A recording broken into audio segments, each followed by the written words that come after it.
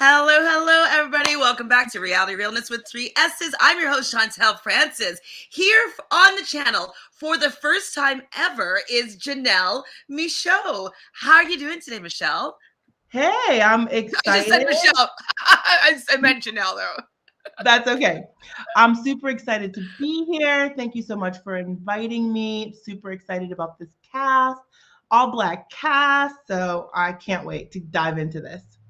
So, yes, we are here for the first time, for the first season, first episode of Summer House, Martha's Vineyard. And I was kind of looking at this because I watched all the other Summer Houses. So, Summer Yeah. House and Winter House, I do watch. I've seen every episode. I'm up to date. And I've just always been intrigued and just like, I don't know, going to the cottage and having a good time in the summertime. And so, like, the Hamptons was intriguing. Going to Yeah. Vermont, the idea of that is intriguing, which is where Winter House is.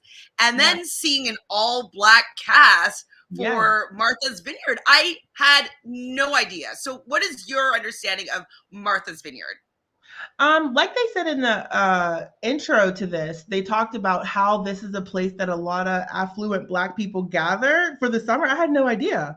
That You have was no all idea. new news to me. I had never heard of this. I never knew it was rich in Black culture in any sort of way. So that was very, very surprising to me. But I'm enjoying it so far of what we've seen. I want to go. I want to Like, go I as want, well because I mean, I always thought of Martha's Vineyard. Isn't that where JFK Jr. always used to fly to with Carolyn? yeah, And yes, like wasn't he on his way there when he he died. unfortunately yeah. So Yeah. I just never really associated with like um the elite, black elite Me at all. neither. I had no idea. And I'm Yeah, also me neither. Canadian, so I might not have any sort of idea, but you're American and you live on the East And Coast and you didn't yes, know. no clue.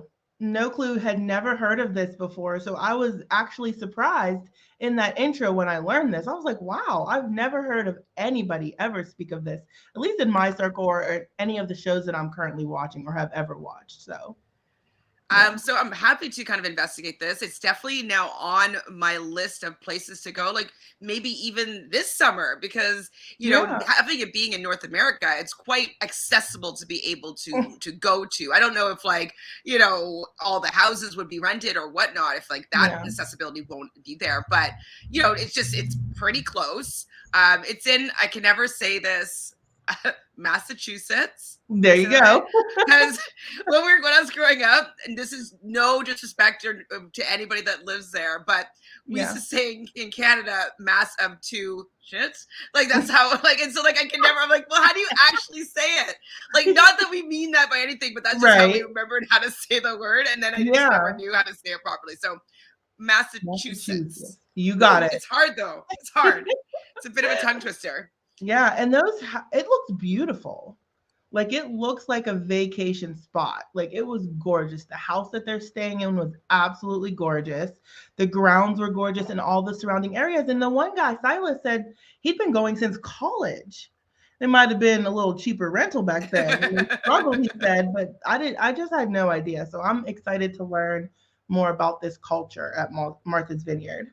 100%. And like, I kind of want to be invited. Like, I want to be on Summer House Martha's Vineyard season 2, please. Me too. Give How are we going me to two get weeks. there?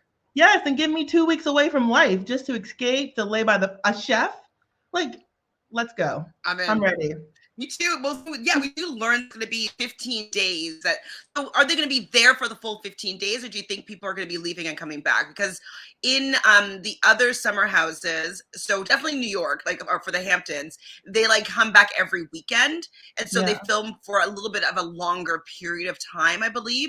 But do you Yeah. think this just is condensed 15 days, and then people coming in and out of those 15 days? That's that's what it seems like to me because we saw some characters we haven't been introduced to coming later in the trailer. So I'm intrigued because it looks like more drama. So yeah, it must be people coming and going, and we'll see if any of this drama causes people to come and go, you know? Yeah. Yes. So yes, it's the melanated place to vacation in the summer, which is really nice to hear. More exclusive than the Hamptons, we're learning. Okay. You have to Yes. take a plane, boat, or helicopter to get there. Are you afraid of any of these types of transportation? No, It couldn't be Me that long neither. of a ride. Yeah, I hop on. You fly all the time, so it's no That's big deal, right? true. It's true. Yeah. So we meet Mrs. Cooper. So I'm going to pull up a picture of Mrs. Cooper just so we can remember all these lovely people that we're just getting introduced to. I do have a good understanding of who they are, but I might, hold on one sec. I might forget eventually. Or you guys might forget. Okay, so we have Mrs. Cooper, Jasmine Cooper. She just got married to Silas. So Silas is her husband. And they got married in June 22. Now, have you heard of either of these two people, Jasmine or Silas, before being introduced right now? No, I'm brand new to each of them. How about you? No, but what I'm feeling is it seems as though on like Summer House, the regular series, that Kyle and Amanda are like the lead couple of the show. Yeah. And so like it's kind of like they're the main stars and everybody is kind of like supporting cast. So it feels to me like Silas and Jasmine are like the main cast. The main couple of the series. Absolutely, because Jasmine's bringing in her friends, co-workers, and Silas is bringing in his fraternity brothers. So yeah, I completely agree. It's all there. It's all centered around this couple. We learned that Jasmine is a screenwriter, and then her husband Silas is a financial analyst and an Army reservist. I'm not familiar with Army stuff, so do you know what an Army reservist is? Reservist, I do not. I know what an Army reserve is. Well, I think it's like not the real Army, but don't quote me. I'm not 100% sure. I don't know what these things mean, unfortunately, but they're the first arrivals, and I guess that they are the stars of the show, in my opinion. Yeah. It's their house. They're first there. They get to have first dib of whatever room they have. They kind of set the tone of the 15 days, and so the Coopers, I think, are the power couple of the season. Yes. Which is actually really nice. A lot of conversations that do happen on Summer House, the versions that I'm used to, is that the Black character or Black people, they're kind of feeling at times left out, or like they're kind of experienced just things that their white counterparts have never really experienced, like going and visiting the Hamptons. So it's actually just interesting that this is not really a storyline, right? Of them feeling out of place, which is really cool. Or feeling like they're having to fit in somewhere, or that they're having a different experience of an area. Like this is an area where they feel most comfortable. Yeah, absolutely. I'm excited for this cast to get in, feel comfortable. And some of the conversations that are already starting amongst the Black cast are exciting to me. Like I always feel sad when there are only a few and they feel uncomfortable, or, like they're left out. So I'm super excited for this cast for that reason. So we have a few people joining us. So DM Rocks is here. He says, hey, I'm glad Jasmine and Bria talked things out about the Miles situation. We will get to the Miles situation.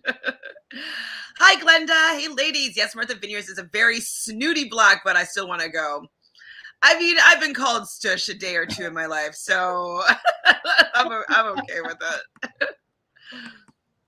Glenda also says an Army Reserve is basically part-time military. They work a regular job, but once or twice a month on a weekend. They go on duty, and once a year they do the whole month. Okay, thank you, Glenda. Yeah, I had absolutely no idea. Now I'm more educated. Thank you. So next we meet Preston. So he's an attorney. He's a line brother of Silas. So they have a secret handshake, and which means, okay, so line brother means that they initiated in the same pledge group. Yeah. I am Canadian, and we don't really have a big sorority fraternity culture. Oh no. So okay. Do you know? Let me hear a little bit. And Alphas are an historically Black fraternity, so I was excited that they introduced that. It's the first one ever to start. I went to an HBCU, so it's heavy in, it's called the Divine Nine, which are all historically Black fraternities or sororities. And the gentleman that said that they're Kappas, it's also another Black fraternity. So there's a little bit of poking fun of the traditional, I guess you would say, characteristics of an Alpha or a Kappa. So yeah, absolutely. I love alphas. They're like my favorite fraternity. So I was excited when I saw that. Really? Yeah. And so what why would you say that they would be your favorite fraternity as opposed to the Kappas? Well, just on campus, I always like the fit. The Kappas are kind of pretty boys. Okay. You know what I mean? They wear bow ties and they dress up really nice. And I just always like the feel of the alphas, like their colors, black and gold. Like they were just the popular guys on my campus. Could be very different on another campus, but for the campus that I attended, they were the popular ones. I always liked them. Very nice, very personable. They always put on great events. So they were just like the stars of our campus. And just to help educate me, so is it certain schools that will have like these black fraternities, or do all schools have a little Well, section of it? probably like a historically black college will generally have all of them because it's a black college.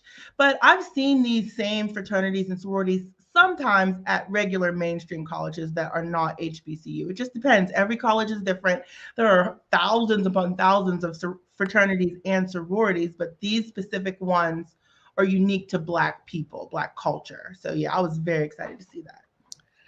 And also so alphas, I feel like isn't there also white fraternities that could be called alphas as well, or no? Is that specific There to? could be. Okay. Yeah, I've seen there's like I said, there's thousands, so they can call themselves whatever they want, use whatever letters they want, you know. So absolutely there could be others called alphas, but these alphas are black alphas, first ever. Okay. I'm learning more. I'm like, because like I don't know anything about like black universities or fraternities, sororities at all, or armies. Any of those things are all quite it's new a to me. very, very, very big deal when you're involved or you're on campus. So I feel like I missed out though. I kind of like I'm a little bit sad. Do they have like any like, hey, let's go back to school and become like an older person? Like you could join after college. Yes, you could join after college. It's a thing I see people do. Honestly, people that I went to college with join after college. Why? I don't know, but they do. For community, probably. Probably, yeah. And it's a lot of it's Greek life on a lot of campuses is just fun. It's like the in crowd, you know. Oh man, I missed out a little bit. So we have the caterer who you would be excited to see showing up at the house. Lacey arrives. Yeah. They discuss a little bit about the food and where things are going to be set up. And then Bria. So Bria is a person that we never got. Bria is a person that's going to be a bit of a focal point of this episode. She's a fashion entrepreneur. She brings her dog, baby Milo. So what do you think? Because we're going to get into it a little bit more about the fact that Bria decides to show up with a long-haired dog. Yes, it's a wiener dog, a long-haired wiener dog, very cute, baby Milo, without actually letting the host know. Yeah, I thought that was a mistake. If you're going to bring an animal, I feel like you should let people know or ask if people are okay with that. You never know how comfortable people are with animals. There's no children there, but I have a little one and she's terrified of dogs. If it's in the vicinity, we can't go. And some people just are not dog people, especially if they have an allergy. So I think that if you're going to bring your pet, at least run that by who is going to be running this for the summer. But besides that, he seemed like a cute little thing. He seems well behaved. You know, he starts a lot of drama, but I think you should ask first. If you're going to bring a pet, you should ask. Like common courtesy. 100%. And like maybe she did it because it's not actually one of their homes and they're renting it, but like at the same time, like, you know, sometimes rentals don't want any pets there because any scratches on the hardwood floors or you know, getting a lot of hair in like the air systems, and so, you know, it's just they might not want to have a dog there. People could be allergic to dogs. People, I don't know, could like your daughter, I think it was just your daughter, could be scared of dogs. Like, so I think that it was just quite odd, in my opinion, for you to show up with an animal without asking permission. Now, I know she said that it was, what is it called? An emotional support animal. Yes. But even if like, so people come on the plane at times with an emotional support animal, you have to like sign forms and they have to have like a little badge on their back that says I'm an emotional support animal. And so I feel like she might have just been saying that to bring the dog.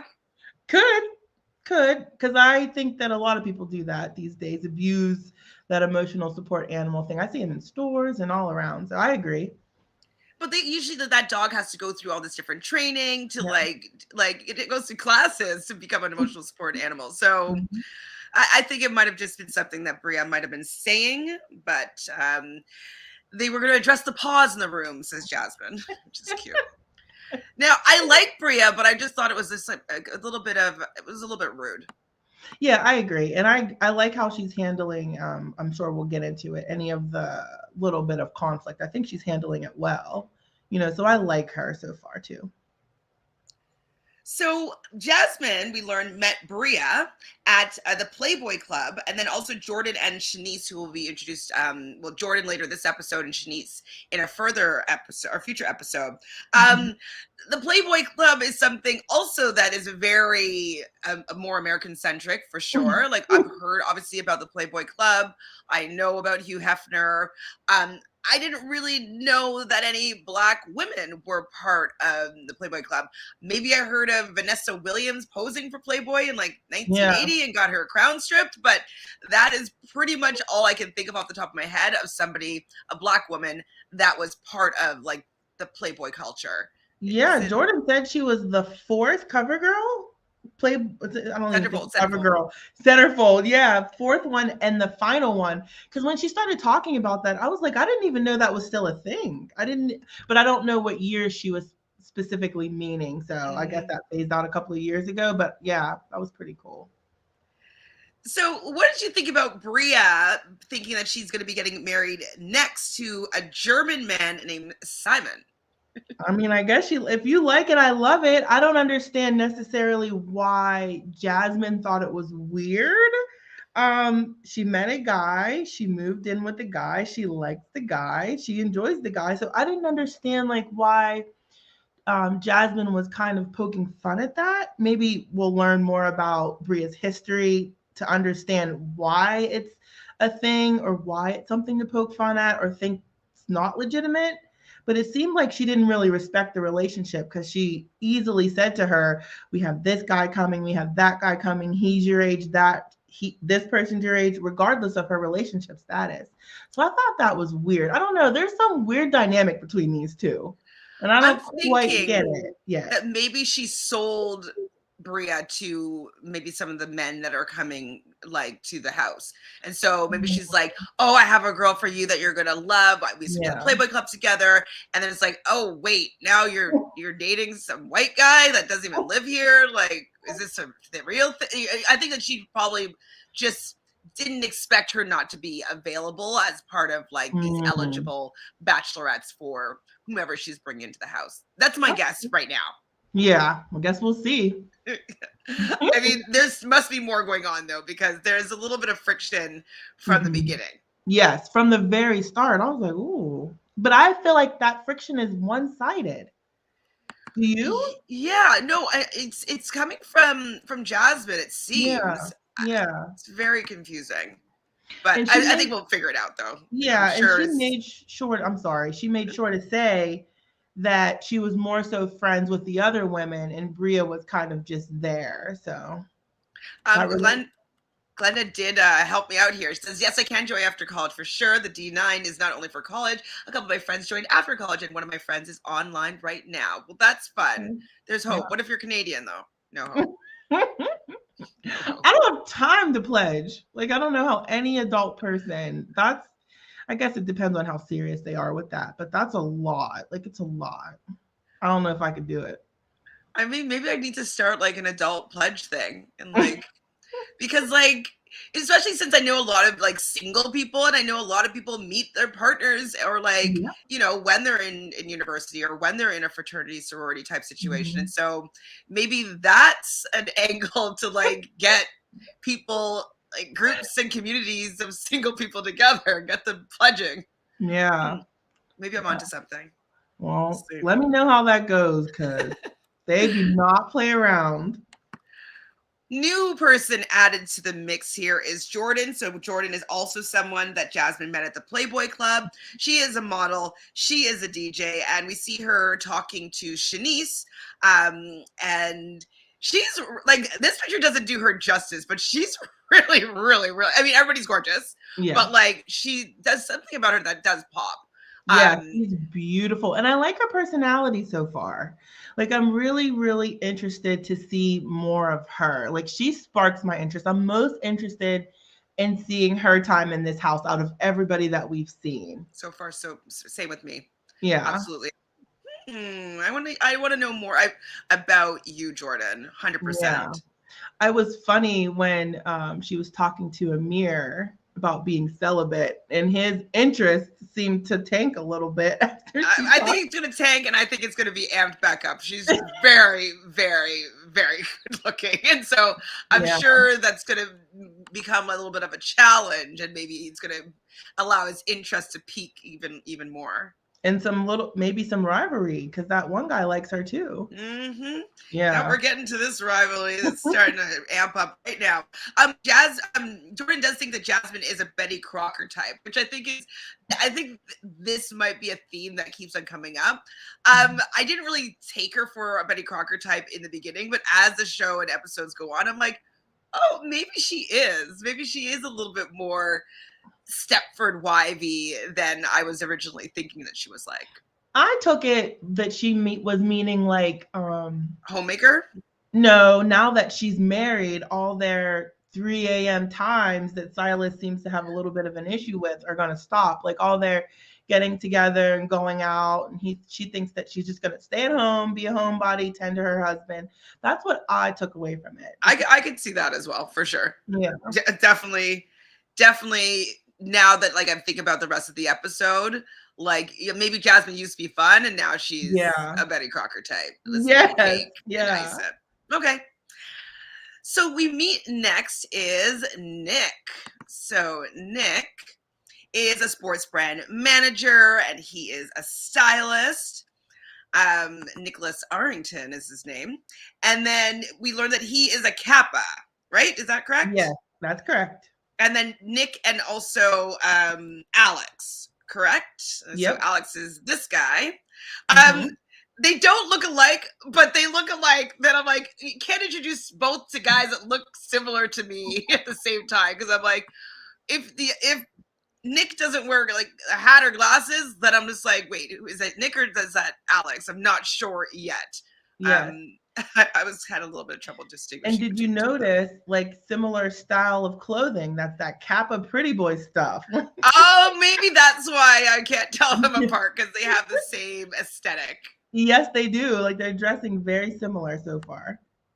Out of the two of them, whose personality do you like more, Nick or Alex? Probably Alex. I don't know about Nick yet.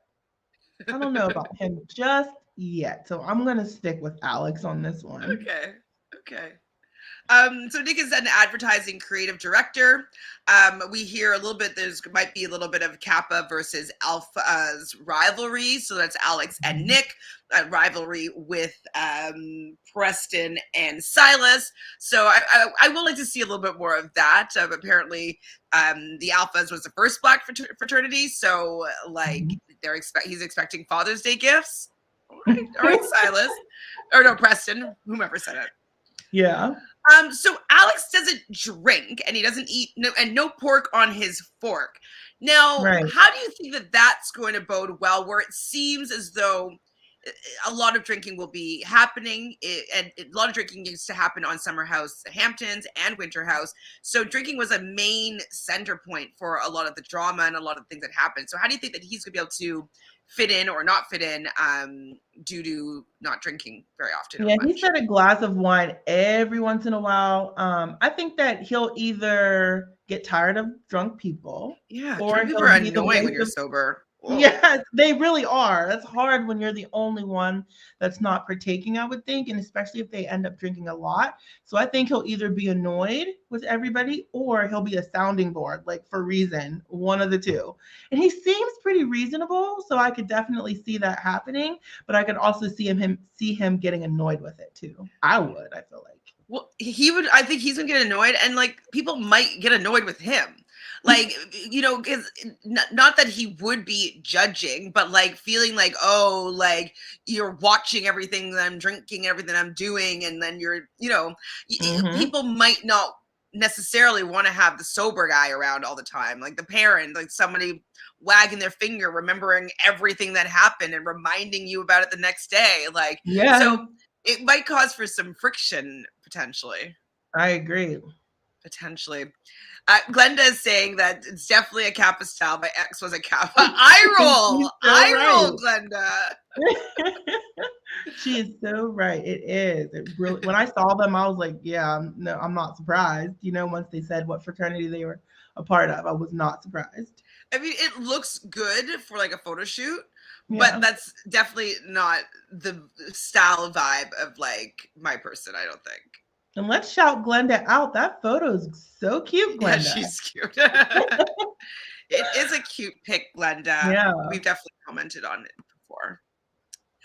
Next we meet is Amir. Amir for me is the cutie that I like the most so far. Like aesthetically, he's just like a super cutie.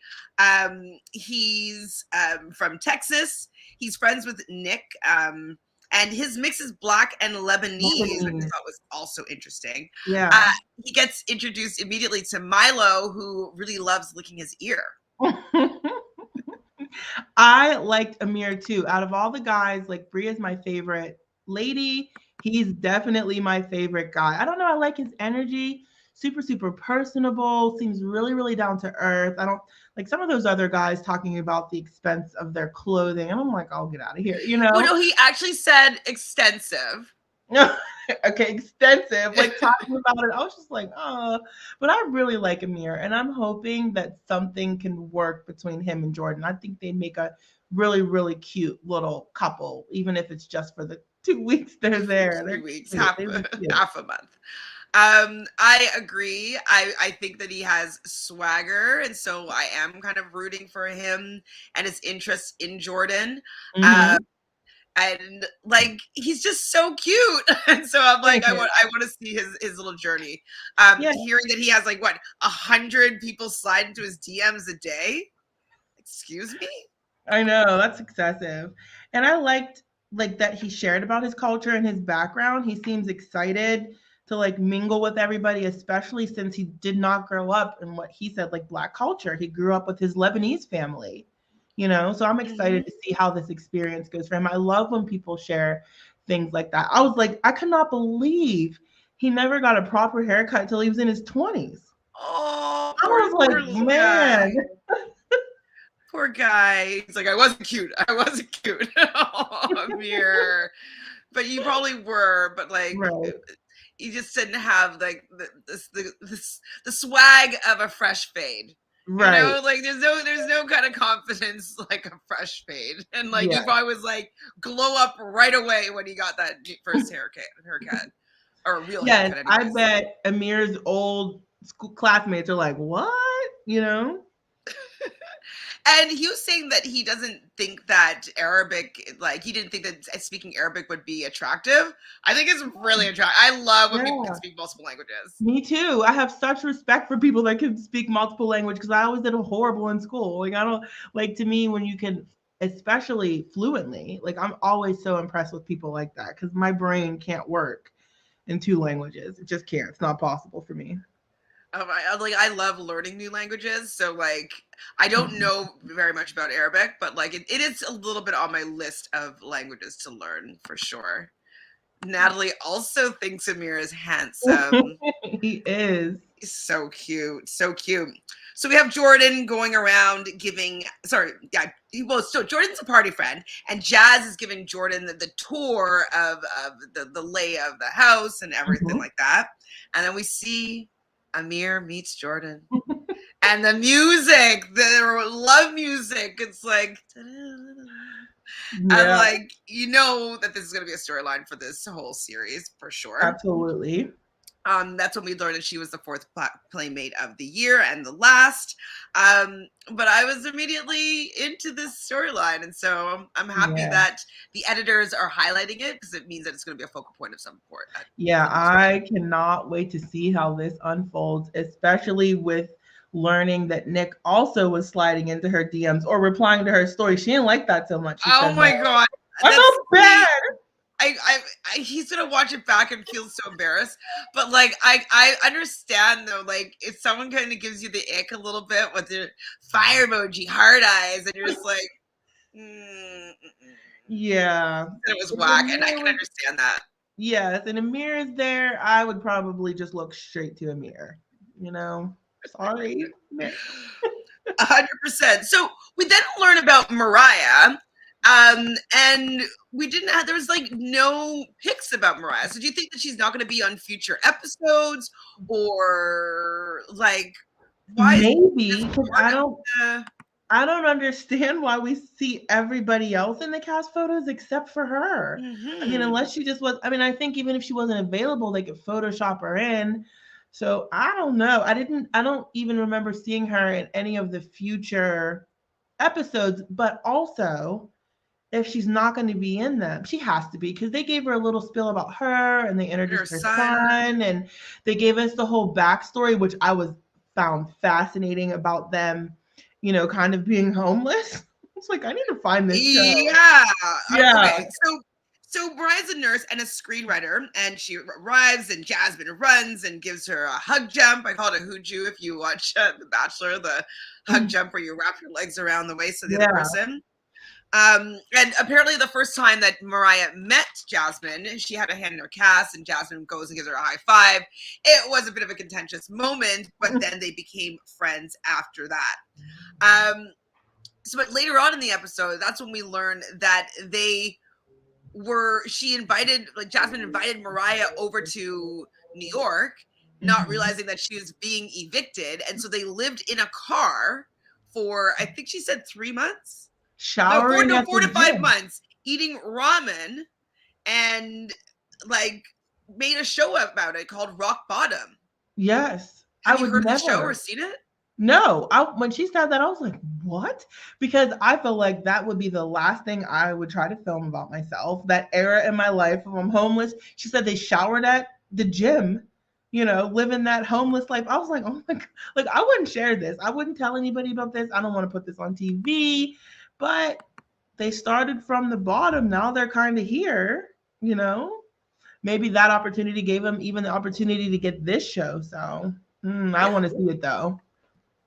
I definitely, I wasn't able to find it, but I'm going to see if I can find maybe a clip of it or something for next week, because I think it's pretty cool. Like taking your life story or anything, any adversity you've experienced and gone through, and turning it into art or something, a creative venture. I think it's super awesome as somebody that works in you know, film and television. So I 100% want to support their show. And so hopefully it got picked up and there was a season that went through, or at least a pilot episode. I want to find it, or a proof of concept or something.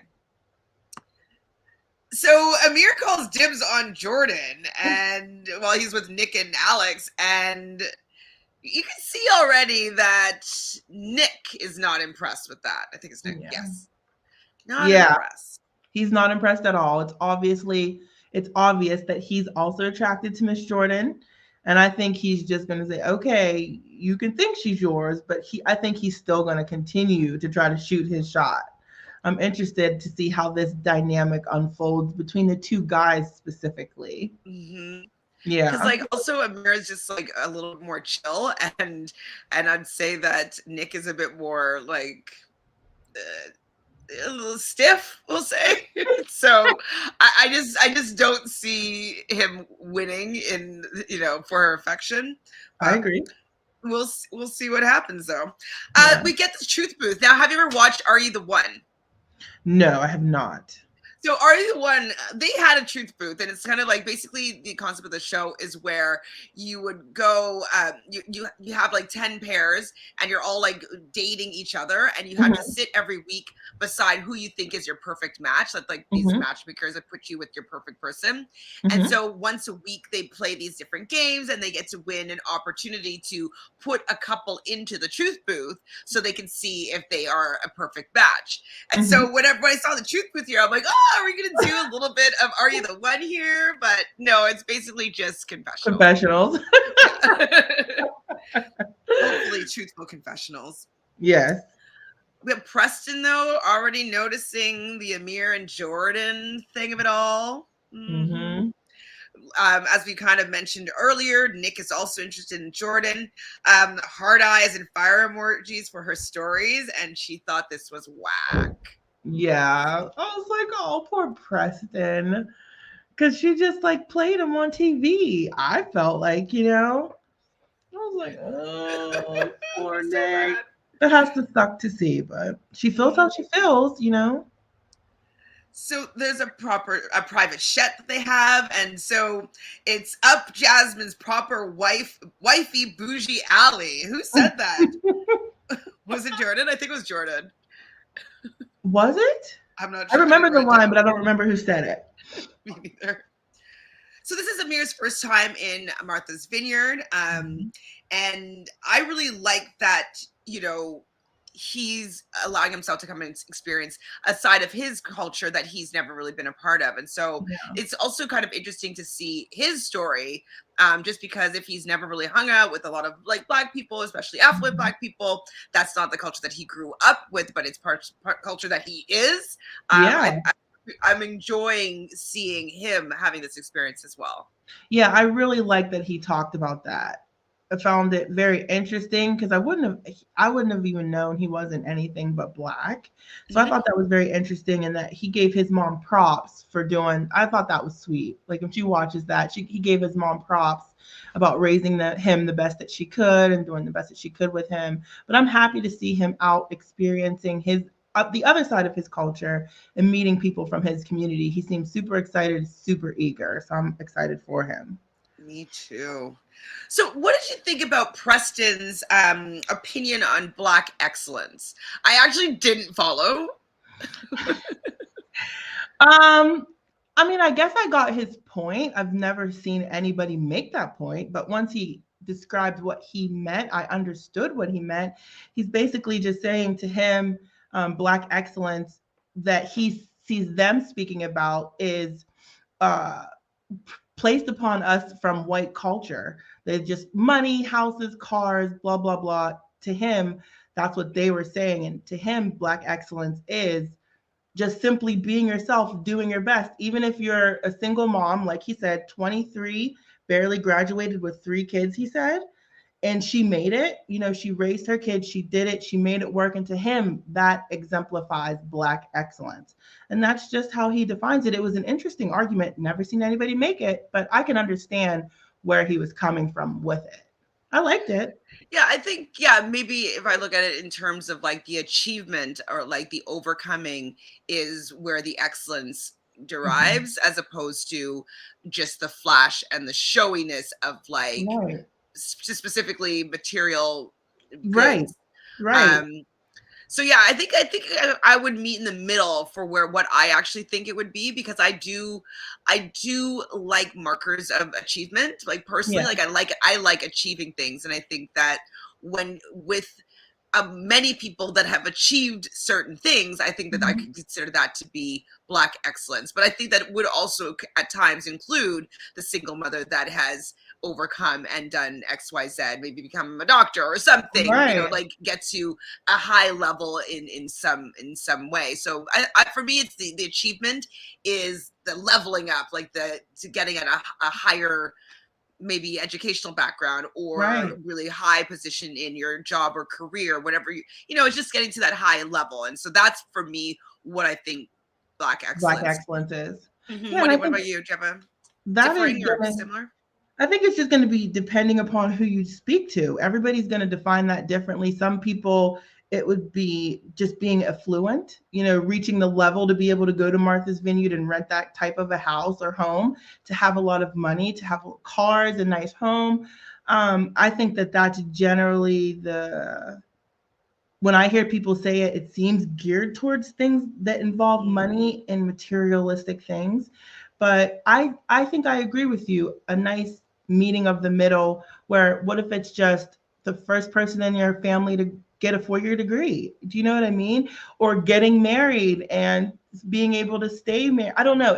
It's just going to be how each individual defines it. And I wouldn't necessarily challenge anybody on it because that's how you feel. And that's what it means to you. So for me, I just want to be happy in my job, continue to be happy in my marriage, with my children. Everybody's doing well. That's good enough for me. You know? I would consider that to be Black excellence as And well. then some like maybe little side things that I enjoy. My photography business. I love podcasting. I'm jumping more and more into that. So I don't know. For me, if I'm happy and I'm doing what I like to do, that's enough for me. That's Black excellence, for me. I 100% agree. So we get a little bit more into what's kind of a little bit more summer house Hamptons, where we're in a hot tub and we're doing drink, truth, or dare. Yep. This is, we're back at a reality TV show, because Yes. do you think that this group of people would be playing this game together if it wasn't on a television show? No. Do people still do it? I've not played Truth or Dare as an adult ever. But maybe, I don't know. I'm probably not a good one to ask. I've been with my husband since college. You mean in the fraternity? Yes, but not a Divine Nine. We're each in one, but not a Divine Nine fraternity or sorority. So we've just been together for all these years. I feel like I never really ventured into that single. We've been together for 2005. So I'm just the wrong one to ask. Do you know what I mean? So Truth, Dare, and the hot tub is not something that you ever experienced? No. That you can remember. How about you? I don't remember it like in my adult life, but like I've definitely played it when I was younger. As a kid, yeah. But not as an adult with drinks. Not as an adult with drinks and single people. That's just asking for it to heat up. Like never anything like that, but as a kid, yes. Yeah, like high school for sure, early 20s for sure. Yeah. But anyways, they love playing Truth or Dare on reality TV shows when they get a couple of drinks. So I knew it was. I was reminded that I was on a reality TV show when I was like, okay, here comes the hot tub Truth or Dare. You have to kiss a woman you find attractive, and Amir kisses Jordan's hand. And then Alex gets the same question, and he kisses Jordan's cheek. It was Alex and Nick, actually. I think it was Nick. Wrote Alex. Was it Nick? I think it was Nick. I thought it was Nick. I might just be mixing up their names. Not because like they don't look that much alike, but they have a similar thing. Yes, tall, skinny build, similar complexion, similar clothes. I get it. We'll get it straight for episode 2. Yeah, I think so. Hold on. Glenda's saying, I definitely have. Just this winter in the mountains, we rented a house, and let's just say the questions were a lot. Yeah, see, I don't want to play that. Because I could imagine what the question, especially with my friends group. Do you know what? I remember there was this like really wealthy, I considered him to be a pervy guy, but he would always have like all these gorgeous women like back to his house for like an after party. And he would always want to play Truth or Dare. I remember this now. And it was just like a way to see like pretty women make out. Yeah, or ask questions that they really want to know answers to that they probably couldn't get otherwise, Exactly. Yeah, it's trouble. Like what Glenda said, I'm like, yeah, I'm not playing. Because I just know. It's just they're going to ask all kinds of wild things. Now I want to get you to play Truth or Dare. No, that's not for You're going to be drinking then. You're going to have to get a little tipsy. And then maybe then. So there was a dare to give from Mariah to give, I believe it was Nick, a lap dance. He didn't seem to care for it. She just kind of did like a little mini twerk and kind of went away.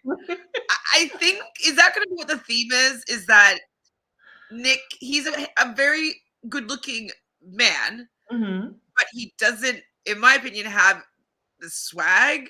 Right. And so I'm wondering if this is going to be the theme, that he can't pull chicks. Poor Nick.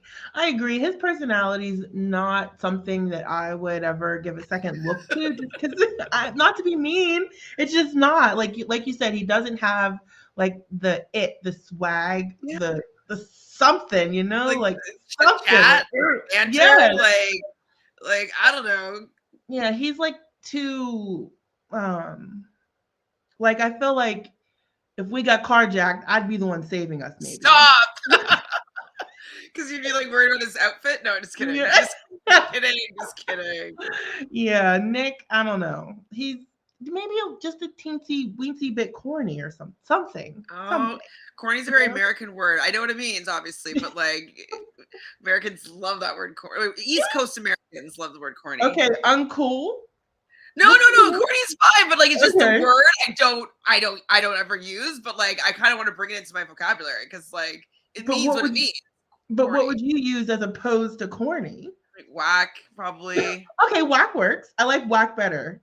But corny, like, because corny, he's whack, like soft. Like I don't know. Sorry, wait, you're a lovely human being. I wish you the best, but I feel like this might be a repeated storyline because you've already kind of been dissed a little bit twice this episode, and so I just feel like it might be a repeating pattern. His just like lack of love life on the show. I believe it was Alex is dared to sing a song, and we learned that his cousin is John Legend. His voice was okay. Yeah, I was shocked. I was like, oh, okay, he can sing a little bit. He can do a little bit of pipes. Yeah, a little bit. Like I mean, I don't know if I would buy his CD, but I would want to sing with him in choir. You know? Yeah, it works. He can hold a tune. Hold a tune, and like I like John. I like John Legend. Love him. The frog in the hot tub was really hilarious to me. Like that got everybody out of the hot tub. Would you get out? No, I don't think so. Yeah, I wouldn't. I'm not scared of a frog. I'd just like get him out. The only reason I might get out is if everyone's just like like screaming and like getting out, and me not knowing what it is, and so like maybe I'd just be following suit and getting out of the hot tub, and then be like, oh, it's a frog, and then get back in. But if I knew it was a frog, I wouldn't get out. No, I'm not scared. Wasn't that a mirror that said when Black people run, everybody starts running? We'll figure out what's happening at the. It's so true. It is so true. So we are on to the next day, early rising, 7:52, day 2 here. We see Silas working. We learn a little bit more about him. He's from Liberia, which I'm assuming is Costa Rica. And yeah, I liked hearing a little bit about his family and kind of how he's working really hard because he wants to kind of give back to his community and his family and you know the initiatives that he's a part of. So I like Silas as a person. Like he seems like a good guy. I think he seems a teensy weensy bit controlling. Well, at this point, I thought yes. At this point, at the end of the episode, I have a different opinion. Okay, we'll get there. Yeah, at this point, it was really nice to see like how far he's come, and that really seems to be a motivator for him to keep pushing at what does he do? A financial somebody? What does he do? He is a financial analyst. Yeah, it seems like that was really, really motivating for him. Yeah. So Mariah wants to do a little bit of writing before eating. That's when we learn about, you know, their TV show that they made, Rock Bottom, and they get to the sunroom, and Milo has been there, and there's Milo hair all over the settee. They are not happy about this, and so they need to confront Bria about the dog, but Bria doesn't care. It's her emotional support dog.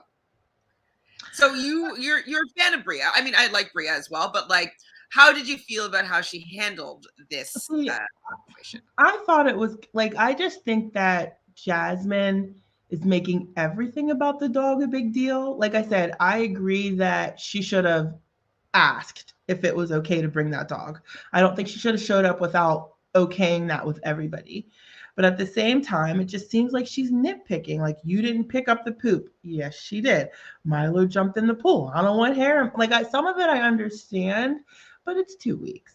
You know, you're not going to die. It's there for her, obviously, if what she's saying is true, to comfort her. She carries that dog everywhere. Like, besides those little things, I don't think the dog is doing anything. Nobody else seems to be bothered but Jasmine.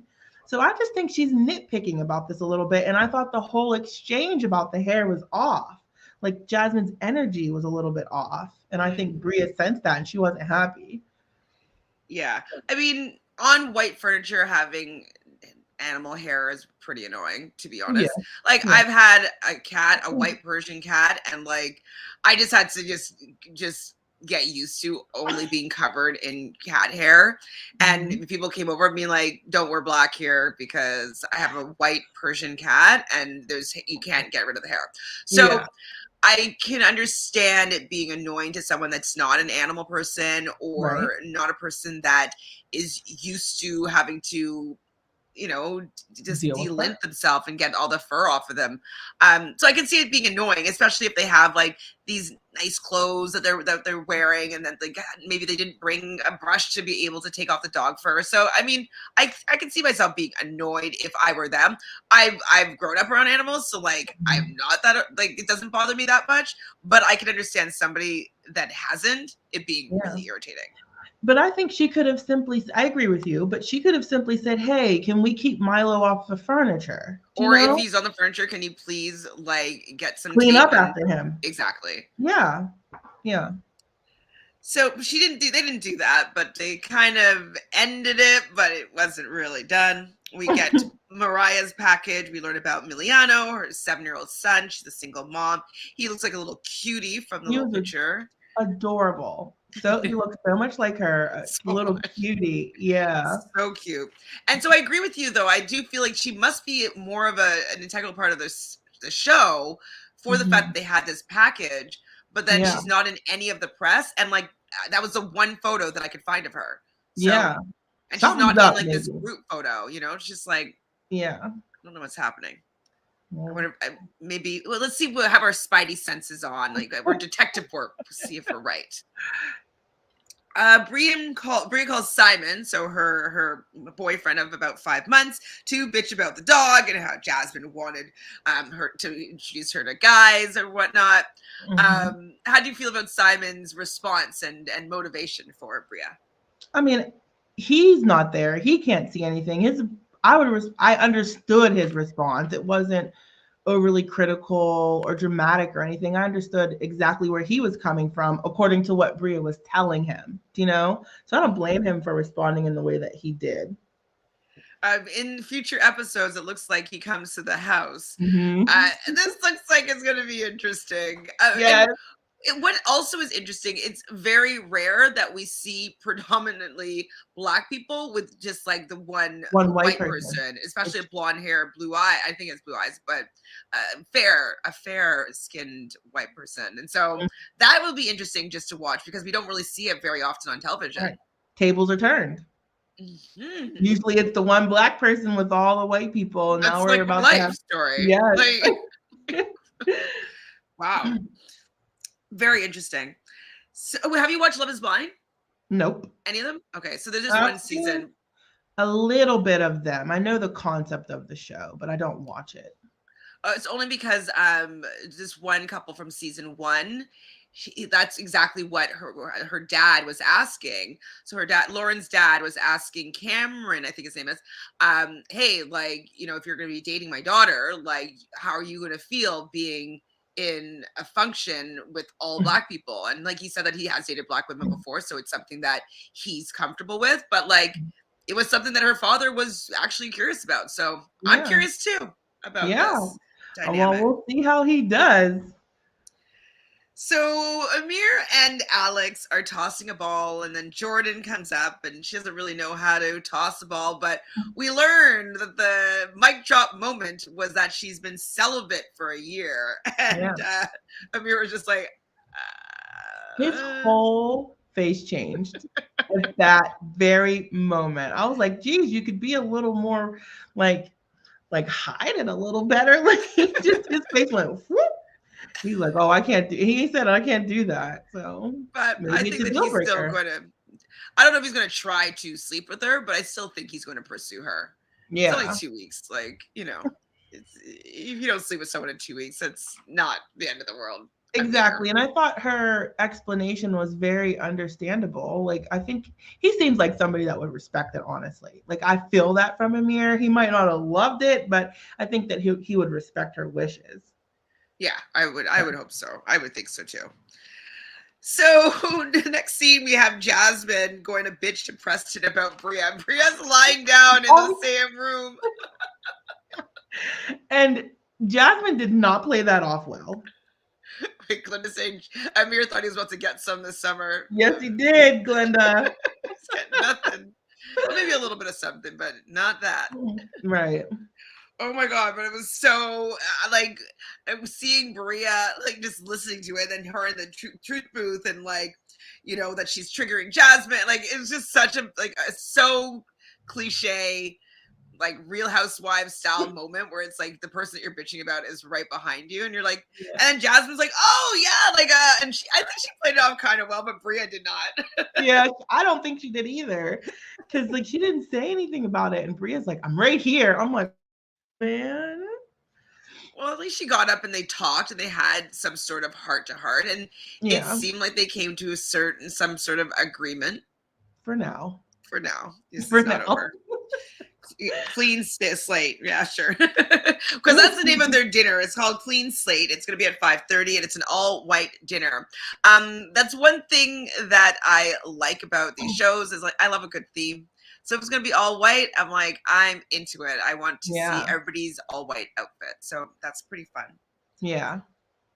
We learn about the Oak Bluffs and the Inkwell Beach. So the Oak Bluffs is the first Black inn that Black people were allowed to stay at in the area. And then a Black Beach was the Inkwell Beach. So that was also a little bit of a history moment that we got to learn about.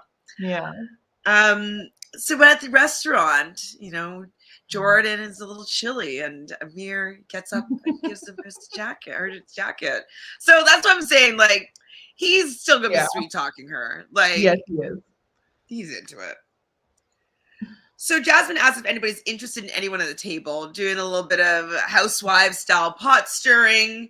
And Alex just wants Jasmine to chill. Like, she's like, do you watch Housewives or no? Nope. So honestly, all the housewives, like, when they have a big dinner, if it's usually somebody's event that they're showing. So it's like, okay, this is my event today. This is my dinner. Oh, this is the game that we have for tonight. It could be like something shady or whatever. Like, they have different games that they play to, like, stir up some drama. So this is kind of what I think that Jasmine's been asked to do, is like, okay, you got your dinner, let's stir up some drama. But Jordan just wants to have a normal conversation without a prompt. Right. I'm like, I agree, but I don't know how interesting it will end up being for TV. But I would agree. I agree with Jordan. I probably would lean towards Jordan's way of thinking. That's so me. So I was on the same page as her. And I thought it was shady.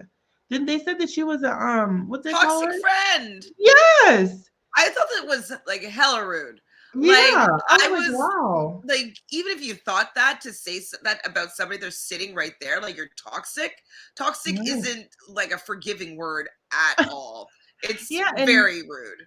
And it seemed like the insinuation was she's toxic because Jasmine would go out with her and they would stay out till 3, 4 in the morning. What is toxic about that? Like she said, she didn't handcuff and shackle her.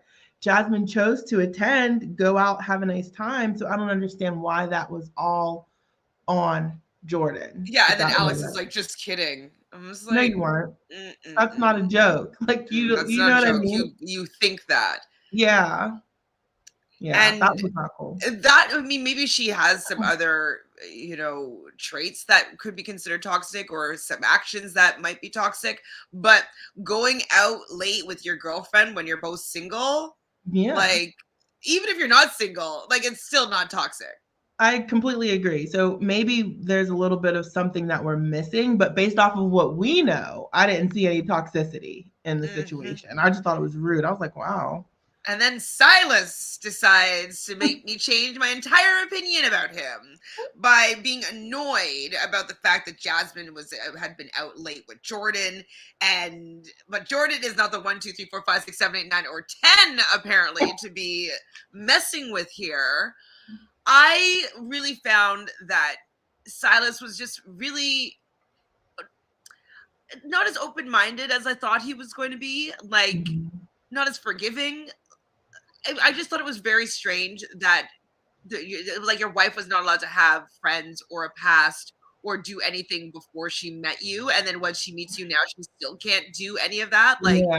you just want to lock her up in the house, and so she can be officially Miss Betty Crocker and like not be the version of herself that you fell in love with. It's so wild.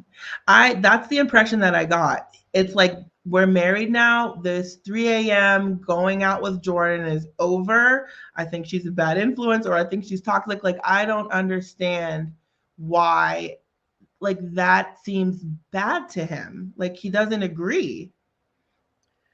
Yeah, I think it's maybe because I mean, actually, I'm not sure yet. Well, I'm sure we'll learn more about like maybe why he's threatened by Jordan and Jasmine, um, and why he feels like he needs to rope her in. So like maybe there's a time where she got too drunk or something and she kissed Yeah. somebody, or like maybe there was a specific incident that happened that we haven't been shared, like they Yeah. haven't shared with us yet.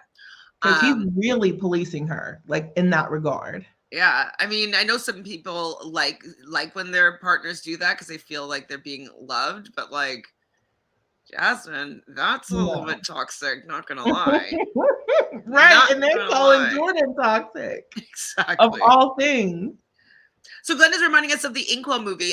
Somebody did tell me about the Inkwell movie, and it's about the Martha's Vineyard. I have not seen it, I don't think. Okay, maybe I'll try to see that for next week. Yeah, I'm gonna look that up. Thank you, Glenda. Thank you, Glenda. You're full of gems tonight. Yes, Glenda the Gem Star.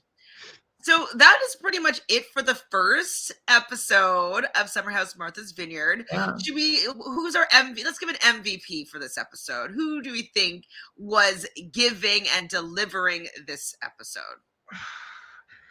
I want to give it to probably Jordan or Bria. I think Bria handled, while I don't agree with how the dog got there, I think that she handled all of the little petty arguments with Jasmine well. I think she stayed calm. She didn't pop off. You know, she just spoke to her. She popped off to us. Bria, yeah, she popped off to us. She told us how she was feeling, but I thought she really tried to minimize like the drama or the back and forth regarding the dog. And she's trying to, from my perspective, she's trying to be super accommodating with the dog, like to pick up its poop, clean up after him. I'm sure if Jasmine would say something to her, just keep him off the furniture, she would make a good effort in doing so. So I like how she handled the conflict with Jasmine, that I thought Jasmine was poking the bear a lot, and Bria just kept her cool so far. So I'm going to give it to her. All right, I'll take your Bria, and I'm going to look at the guys then. And out of the guys, I originally, because I just think he's so cute, was going to give it to Amir, but I think I'm going to give it to Preston, because like he did a lot of narrating. You know, he did a lot of like informative things about like, you know, the signs of like when they went to the beach, like all that stuff, and he had like that opinion about Black excellence. So I think that he might be the person that we end up going back for like to be like the constant voice of reason. Yeah. So I'm going to give Preston the voice of reason MVP. I feel like he's going to be a staple there. I think he's going to be there every week. I think that he's going to be able to kind of control all of the chaos and the drama, because I feel like people look to him to talk to him about stuff like that as well. Yeah. So I'm going to give male MVP to Preston. Yeah. And I want to acknowledge he started up a lot of interesting conversation. Yeah. They even talked about, it was something about masculinity or protecting your partner. I think that he stirred up a lot. I think that he's going to stir up a lot of interesting conversation, good jump off points for important conversation. So I'm interested in Mr. Preston. Yes. So Mr. Preston will be our male MVP, and then Bria will be our female MVP. Yes. Well, that is pretty much it for this episode. Janelle, do you have anything else that you want to talk about that we didn't talk about that happened, that's going on in the culture of Martha's Vineyard? Anything you want to say? No, I think that's good. I think we pretty much went over everything that happened in the episode. I'm just excited for these other people to trickle in. I'm excited to see what kind of drama that brings. I think the preview for the rest of the season looks drama filled. I cannot wait for Bria's guy to get there. I don't remember his name, but I can't wait for him. Yeah, Simon. I can't wait for him to get there. So no, I'm just excited for what is to come. Yay! I am too, and I'm so happy that you said yes to wanting to cover this. Just because, you know, having someone that would be willing to watch all the episodes and do something weekly, sometimes people are not interested in doing that. They just want to sit and watch the show. So I'm so happy that you said yes and that you wanted to cover this season with me. I think this was a great first meeting and a jump off point to our summer house, Martha's Vineyard podcasting relationship. Yes, I was so excited when you asked me. I can't wait to, because this is my first show like this. I used to watch Atlanta, but I've stopped years ago. I can't even remember right about when Candy married Todd. So I have seen a couple of, you know, those seasons, but this is my first real show like this. I've never watched one like this. So I like it so far. So far, so good. I like it too. Do you have anything going on that you would like to share with the people? Anything you want to plug? You can find me over at Silent Podcast. I hop on there with Isaiah. We've been talking Big Brother Canada. I'm very, very, very excited for Big Brother US. I missed the live feeds. I want my full experience back. So I anticipate hopping on there with him a lot this summer. So that's where you can find me on Twitter. I'm Janelle Michaud, Instagram, Facebook. That's where you can find me. Perfect. Well, thank you again. And everybody, if you haven't already done so, please subscribe to the channel, like this video, let us know your thoughts on our picks for male and female MVP of the episode. Do you agree? Do you disagree? And why? So leave that in the comments and we will continue this conversation there. Otherwise, we'll see you next week, either next Monday or probably next Tuesday. I think a Tuesday is where we're going to be coming back to talk about the show. So we'll see you then. See you. Bye, guys. Bye.